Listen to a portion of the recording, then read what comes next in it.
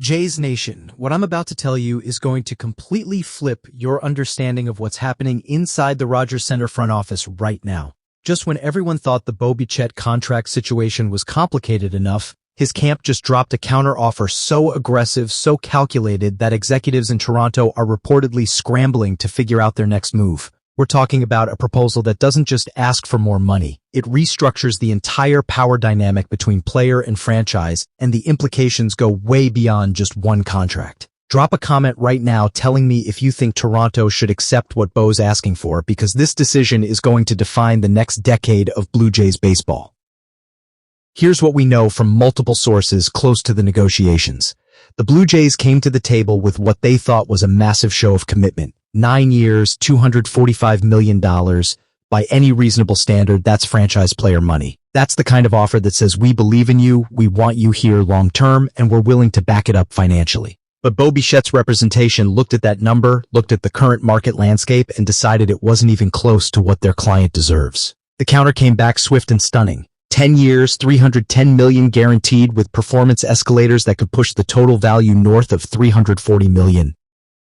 But here's where it gets really interesting, and this is the part that has the front office genuinely worried. It's not just about the total dollars.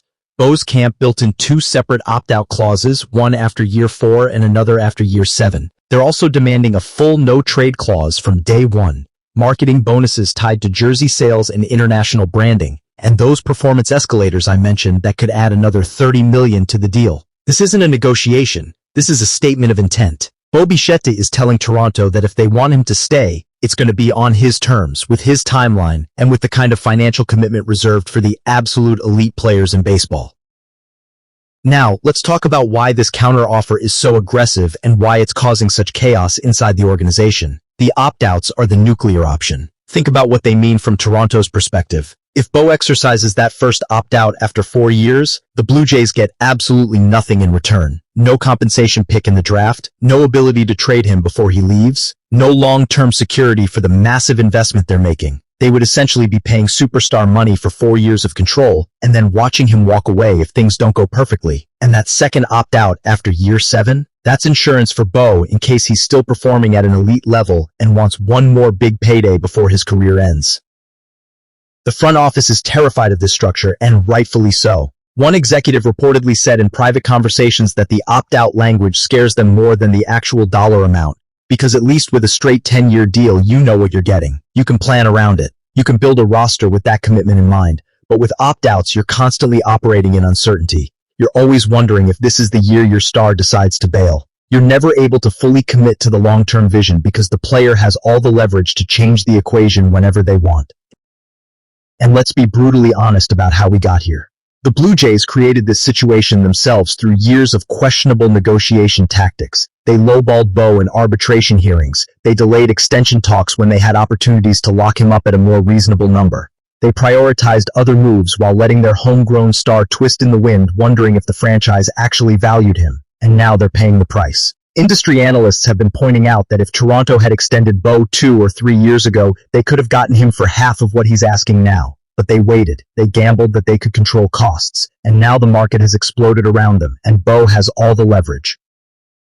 There's another layer to this that nobody's talking about enough. Whatever Bo gets in this negotiation is going to directly impact what Vladimir Guerrero Jr. expects when his turn comes. And make no mistake, Vlad is watching every single detail of these talks. Sources close to both players say they've had private conversations about their futures in Toronto, about staying together, about making sure the organization treats them with the respect they've earned. If the Blue Jays pay Bo $300 million plus, Vlad is going to expect significantly more. We could be looking at a scenario where Toronto has to commit over $500 million just to keep their 2 core position players, and that's before you even talk about pitching, before you discuss bullpen additions, before you address any of the other roster needs that exist.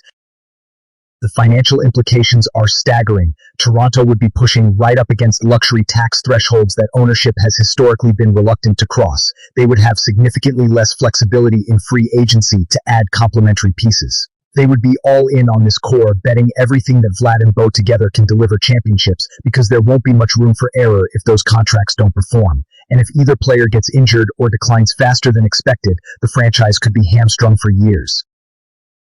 Fan reaction has been predictably split and passionate. One segment of the fan base is screaming to pay Bo whatever he wants, to stop being cheap, to finally show that Toronto can compete with big market teams when it comes to retaining stars. They point to all the times the Jays have let key players walk, all the times ownership has refused to spend at critical moments, all the years of frustration watching other teams invest in winning while Toronto pinched pennies. These fans see this as a referendum on whether the organization is serious about competing. The other side looks at $310 million and sees absolute madness. They argue that Bo isn't Francisco Lindor, he isn't Corey Seager. His defensive metrics have been declining. He's coming off an injury. His best position long-term might not even be shortstop. These fans worry that Toronto would be massively overpaying based on emotion and public pressure rather than cold baseball logic, and that the contract could become an albatross that prevents the team from building a complete championship roster. And then there are the fans in the middle who are just terrified this turns into another Josh Donaldson situation or another Marcus Stroman disaster, where the relationship deteriorates, the player gets bitter, trade rumors dominate every conversation, and eventually Toronto loses the star for pennies on the dollar or watches them walk for nothing. These fans have been burned before, they know how these things can spiral, and they're desperate for the front office to handle this correctly, whatever that means. So what happens if Toronto says no to this counteroffer? The scenarios get ugly fast, negotiations could collapse entirely, creating tension that seeps into the clubhouse, trade rumors would explode across the baseball landscape. Bo would potentially play out the season knowing he's not wanted at his price, which affects performance and team chemistry. And if he hits free agency, the Blue Jays are staring at losing both their franchise shortstop and potentially Vladimir Guerrero Jr. in the same era. Fan trust would crater. The rebuild narrative would start again, and ownership would face legitimate questions about whether they're actually committed to winning. But if Toronto says yes, if they accept something close to Bo's demands, you get a completely different set of outcomes. The core stays intact, fans celebrate, the city rallies around the team, Vlad likely commits long-term as well, knowing his partner is locked in. You maintain organizational credibility and show current and future players that Toronto takes care of its stars. But the payroll concerns become very real. The luxury tax is no longer a distant worry, but an immediate challenge. Free agent flexibility shrinks dramatically, and the pressure to win right now, not in 2 or 3 years, becomes overwhelming.